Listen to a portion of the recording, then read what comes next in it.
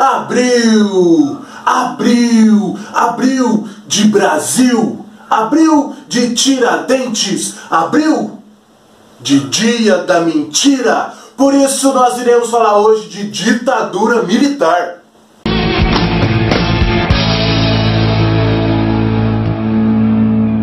Dormia a pátria-mãe tão distraída, sem perceber que era subtraída em tenebrosas transações. Sejam todos bem-vindos ao canal Duducracia. Hoje o nosso tema, na verdade, é o segundo vídeo deste mesmo tema, né? Ditadura militar. Que antes era regime e se transformou em uma ditadura militar. No primeiro vídeo nós falamos do contexto histórico. Então você que não viu o primeiro vídeo, para ficar sabendo do contexto histórico, pausa esse, volta lá, assiste para ver tudo que aconteceu antes do dia 1º de abril, o dia da mentira. Hoje nós falaremos de todos os presidentes desse período ditatorial brasileiro, desses longos 21 anos de período ditatorial, que são eles: presidente Castelo Branco, presidente Costa e Silva, presidente Médici, presidente Geisel e presidente Figueiredo. São esses 5 presidentes aí que vão tornear este período ditatorial, que é um período complexo, né? Que nós precisamos, e um tanto quanto delicado, mas que nós precisamos entender e ter discernimento para poder criticar da maneira certa. Firmeza? Então se liga aí. Humberto Castelo Branco. Este é o nome do primeiro presidente deste período ditatorial brasileiro. Humberto Castelo Branco, que antes, lá com o general Olímpio Mourão e com Costa e Silva, né, tinha já idealizado a campanha contra o presidente João Goulart, o presidente Jango. Então você precisa assistir a contextualização do outro vídeo para poder se ligar. O fato é que em abril de 1964, Humberto Castelo Branco vai entrar na presidência da República dizendo combater o comunismo no Brasil. Segundo os militares, havia uma ameaça comunista no Brasil desde 1961, quando o presidente Jânio Quadros condecorou Che Guevara com a insígnia do Cruzeiro do Sul, né? Enfim, vamos aos governos. Humberto Castelo Branco vai ficar no governo de 1964 a 1967. Ele vai ser o idealizador do SNI, sim, o Serviço Nacional de Inteligência, que vai começar a caçar mandatos arbitrários. Dessa vez, os militares brasileiros, além do apoio da UDN, né, a União Democrática Nacional, os militares vão ter apoio dos Estados Unidos, aqui no Brasil. E com essa ampla camada de apoiadores, e também os conservadores, a população conservadora, eles vão começar a instaurar atos institucionais para garantir a sua permanência no poder. Atos institucionais, ou melhor, AI. Nós vamos falar durante este período ditatorial de 5 atos institucionais, sendo que dos 5, 4 foram institucionalizados somente por Castelo Branco. Os AIs. E o que são atos institucionais? Ato institucional. O que é? Sim, ato institucional é um conjunto de lei promulgada, tá? Sem a participação popular ou a aprovação do Congresso Nacional. Assim, os militares começam a se garantir no poder. No primeiro período de ditadura militar, nós tivemos ali o que ficou conhecido como um breve período de regime militar, porque haviam pessoas civis. A partir do momento em que nós temos o ato institucional, nós nos transformamos em um governo ditatorial. O Exército Brasileiro, então, mostra que para garantir a permanência no poder era necessário instaurar. Veja que isso já não é bom.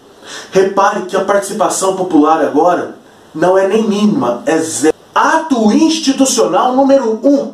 assinado ainda no início do governo de Castelo Branco, dizia que a partir de 64 o presidente poderia cassar mandatos legislativos e suspender direitos políticos, além de promulgar o direito de eleição para presidente em caráter indireto. Agora não tinha mais a participação popular nas eleições. Entre as primeiras pessoas que estavam na mira de Castelo Branco eram elas Jânio Quadros, João Goulart, Leonel Brizola, Luiz Carlos Prestes. O ato institucional número 1, além de cassar direitos políticos, interferia nos direitos de liberdade individual das pessoas. Então repare, nós estamos começando este período militar e olha como as coisas já estão. Guardou? Ato institucional número 2. O duplo partidarismo. É neste ato que o presidente Castelo Branco vai sancionar a lei que somente pode existir 2 partidos. 2 partidos políticos no Brasil. Todos os outros partidos políticos foram dados como proibidos, clandestinos, e a cassação desses partidos ia acontecer automaticamente porque já estava em vigor o ato institucional número 1. E os partidos permitidos a partir do ato institucional número 2 era a Arena, a Aliança Renovadora Nacional, o partido que representava os militares no poder, e a oposição, uma oposição frouxa, uma oposição broxa, uma oposição de costas largas, o MDB, o Movimento Democrático Nacional, que você depois conheceu como PMDB e que agora voltou a ser MDB. Na verdade era uma oposição que não tinha nada de oposição. Ato institucional número 3, que estabelecia eleições indiretas tanto para governador como para prefeito. A partir daí existiria uma junta militar que ia fazer uma eleição entre eles e indicar tanto o prefeito quanto o governador. Ato institucional número 4. O ato institucional número 4 foi a convocação de uma sessão extraordinária no Congresso Nacional, lá em 1967, para a elaboração de uma carta constitucional, o que seria em 67 a nova Constituição do Brasil. O ato institucional número 4 não encerrou a conta. O que vai encerrar vai ser o número 5, mas o ato institucional 4 vai deixar claro que agora o poder, com a nova Constituição, vai se centralizar no Exército Brasileiro. E agora as coisas vão piorar, porque todos os direitos políticos, toda a liberdade individual, civil ou política, estava à mercê de aparelhos de repressão do governo. De métodos que o governo militar usava para oprimir, reprimir pessoas a fim de garantir a estabilidade que eles queriam. O Brasil passa por uma crise social e logo por uma crise política, ok? Foi durante o governo de Castelo Branco que nós tivemos o Plano de Ação Econômica do Governo, o PAEG. E este plano de ação era nada mais, nada menos para agradar os outros países a fazer negócios com o Brasil, principalmente o FMI. O Fundo Monetário Internacional. O Plano de Ação Econômica do Governo, o PAEG, foi a ação de restringir, confiscar, controlar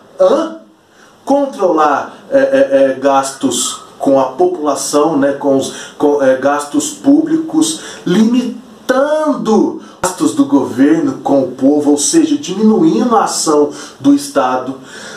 O PAEG também, esse plano de ação de Castelo Branco, controlava a linha de crédito. O plano de ação do Castelo Branco confiscava, fazia a contenção durante 10 anos do salário mínimo. Tudo isso para agradar o FMI. A inflação caiu? Claro que caiu. E agradou? Claro que agradou. É no final do governo de Castelo Branco em que o Brasil vai sofrer algumas mudanças econômicas, mas explorando a mão de obra do trabalhador. Porque quem faz a economia girar é o trabalhador. E o FMI, que é o Fundo Monetário Internacional, vai começar a injetar dinheiro para governos futuros, tanto que a imprensa estava restringida a não passar uma imagem ruim do governo. A liberdade de imprensa começa a ser restringida. E é claro que o Brasil vai ter duas visões deste período militar: a visão econômica e a visão social. E é dessas duas maneiras que nós precisamos enxergar o período militar daí por diante. A cama estava pronta. A cama estava perfeitamente arrumada para que o presidente, o segundo presidente deste período militar, pudesse governar. Costa e Silva. O presidente Costa e Silva é o segundo presidente no período militar, que vai ficar de 67 a 1969. Não vai completar o mandato dele, porque vai ter um derrame e vai precisar sair para cuidar da saúde. Mas nestes 2 anos de governo vão acontecer muitas coisas. Vamos lá, vamos conceituar e problematizar todo esse período Costa e Silva. Para começar, Costa e Silva pegou o governo de Castelo Branco arrumadinho. Ele só precisava dar cara para esse governo, e ele deu. O presidente Costa e Silva, conhecido como presidente linha dura, começou demitindo todos os civis que trabalhavam no setor público do governo, e trocando esses civis por militares. Nós estamos em uma ditadura militar. O presidente Costa e Silva, então, ele flexibilizou o acesso a linhas de crédito para o setor privado, congelou todos os salários, tanto do setor público como do setor privado, estipulou o salário, E assim, como nós já tínhamos todos os meios de limitação, todos os meios de restrição feitos pelos os atos institucionais, até o número 4 do governo de Castelo Branco, nem a imprensa, nem os políticos, nem nenhum civil poderia mais incitar ou criticar o governo como resposta à opressão. E é a partir deste momento em que o FMI, o Fundo Monetário Internacional, e os outros países vão começar a ver o Brasil de uma outra forma, sendo que existem duas maneiras de enxergar este governo militar, essa ditadura: a maneira econômica, política, e a maneira social. O que não estava sendo mostrado pelas televisões, pelos canais, só poderia ser mostrado pelo governo, que era uma imagem boa do Brasil. E o FMI e todos os outros países parceiros do Brasil começam a injetar. E a economia do Brasil falsamente começa a ter uma resposta positiva, significativa, e essa resposta fez conhecer então o que nós sabemos e chamamos de milagre econômico. O milagre econômico vai de 68 a 73, 74, e é o período onde se enxerga o Brasil como um país promissor de crescimento econômico, sendo que o PIB chega a alcançar até 11,2%. Nós precisamos conceituar e problematizar isso. O milagre econômico, ele aconteceu somente por um viés de uma linha que o governo já estava tomando, A linha do Castelo Branco lá, lembra do PAEG, o Plano de Ação e Contenção, O Plano de Ação Econômica do governo, era uma contenção para agradar os estados internacionais, e isso aconteceu, deu certo, só usando a mão de obra dos trabalhadores. Lembrando que os salários estavam tendo contingenciamentos. O governo militar então congelou o salário, estipulou um salário mínimo a fim de controlar, e injetou dinheiro no setor privado. Isso não vai ser bom, não. Isso não vai ser bom não, mas nós vamos ver dali para frente.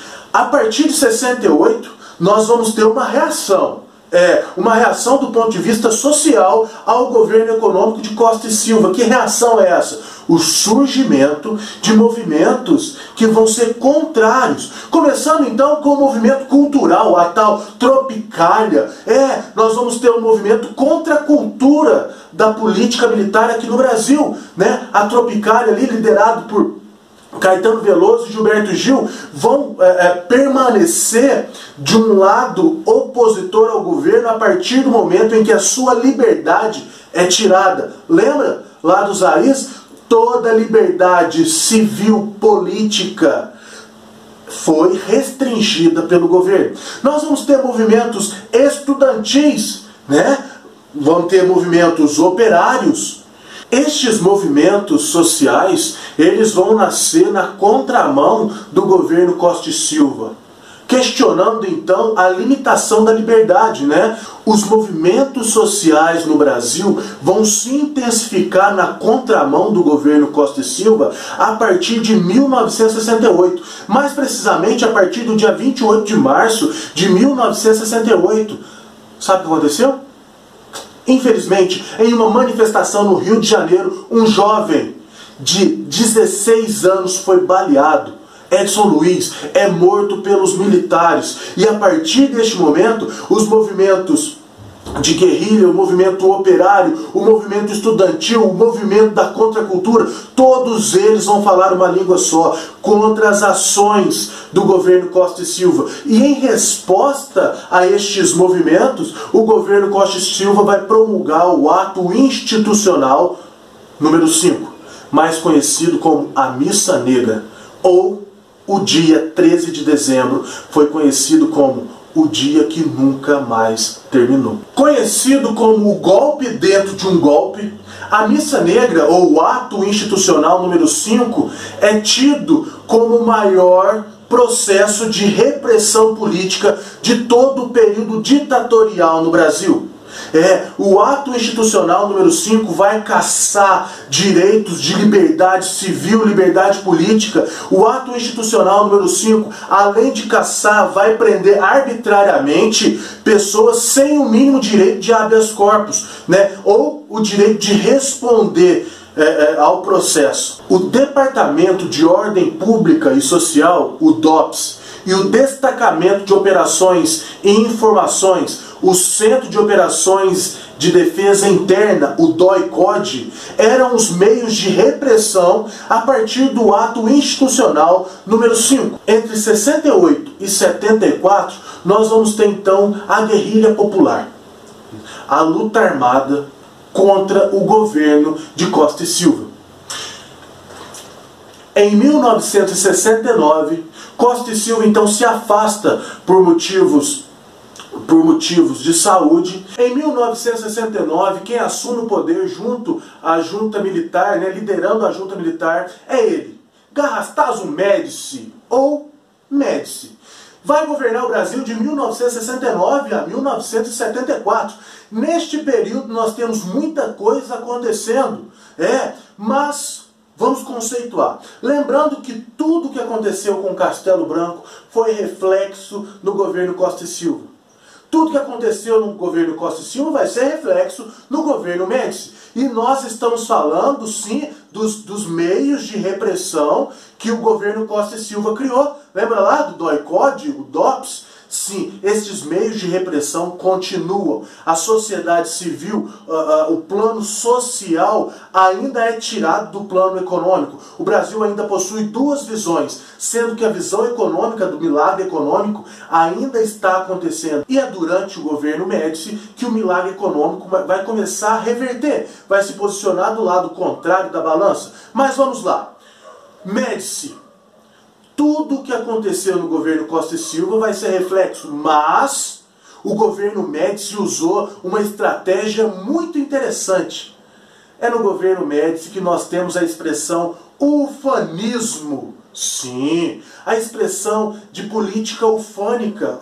O que é ufanismo? O ufanismo é um meio, né? É um meio de adoração, é um meio de tratamento, é um meio de dizer que você tem orgulho da sua nação. Por isso, durante o governo Médici, frases como Brasil, ame-o ou deixe-o, ou frases como Brasil, eu amo este país, ou frases como Brasil, pra frente Brasil, o Brasil só vai pra frente, enfim, frases de enaltecimento do Brasil.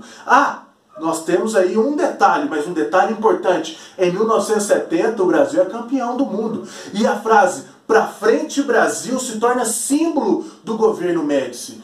Mas outras coisas aconteceram também no governo Médici. Em virtude lá do milagre econômico, o governo Médici começa a colocar na cabeça das pessoas que está tudo bem.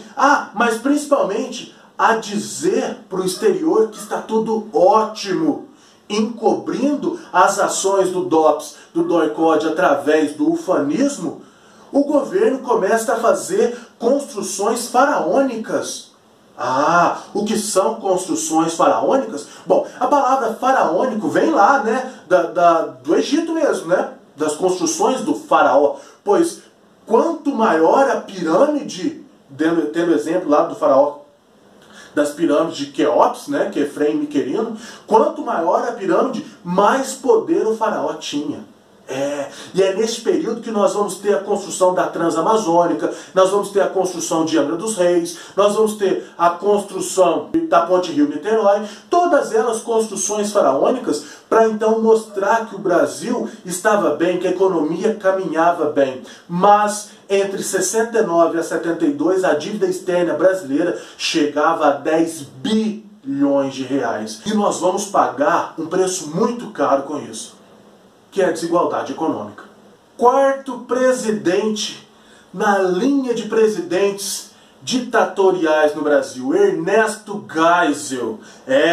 De 1974 a 1979, Geisel, que antes era presidente da Petrobras lá no governo Costa e Silva e depois presidente do Tribunal Superior Militar do governo Médici, Geisel vai entrar no governo brasileiro já entendendo que o milagre econômico é uma questão a ser esquecida, pois o Brasil vai viver um período de recessão, né? As linhas de créditos vão diminuir, as ações populares contrárias ao governo começa a sustentar uma ordem maior, ou seja, a população já não se agrada mais com o regime militar no Brasil, né, a ditadura no Brasil. Em 1975, a morte do jornalista Vladimir Herzog fez com que Geisel, então, apressasse o que ele chamava de redemocratização. Segundo Geisel, a redemocratização no Brasil precisaria ser lenta, gradual e, acima de tudo, segura. Segura, coisa que o governo militar nunca se preocupou ter segurança. Em 78, Geisel é responsável, então, por acabar com o ato institucional número 5. Então, todos aqueles que foram exilados como uma ameaça ao governo durante os governos Costa e Silva e o governo Médici puderam voltar para o Brasil. João Figueiredo, quinto e último presidente militar da ditadura, do período militar brasileiro. Ele vai governar de 1979 a 1985 e já era claro que o Brasil iria passar por uma redemocratização, mas dando sequência ao plano gradual, lento e seguro do presidente Geisel, João Figueiredo vai garantir que isso aconteça aos poucos. Porém, em 1980, ou melhor, depois de 1980, o movimento Direta Já começa a lutar por todo o Brasil em discordâncias ao período ditatorial. O movimento Direta Já vai conseguir consolidar todas as leis de liberdade política e social, né, em 1985. Porém, nós ainda tivemos, principalmente em 1981, atentados terroristas vindo por parte do Exército a fim de dar continuidade ao período militar. Não foi o suficiente. Em 1985, depois de uma eleição entre Paulo Maluf e Tancredo Neves, o que antes era o governador de Minas Gerais, Tancredo Neves, dia 15 de janeiro de 1985, assume a presidência do Brasil como primeiro presidente civil depois de 21 anos de período militar. E assim a gente dá sequência à nova e conturbada República Brasileira, né? Este período de nova democracia brasileira que nós temos até hoje. Galera, eu espero que vocês tenham gostado. Ah, e se gostaram, não se esqueçam aí de se inscrever e ativar o sininho para receber as notificações. Dê o like para incentivar o professor. Fique bem, até a próxima.